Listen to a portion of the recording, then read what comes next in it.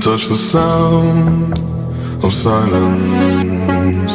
And in the naked light I saw 10,000 people maybe. People talking without speaking, people hearing without listening, people writing songs that voices never share.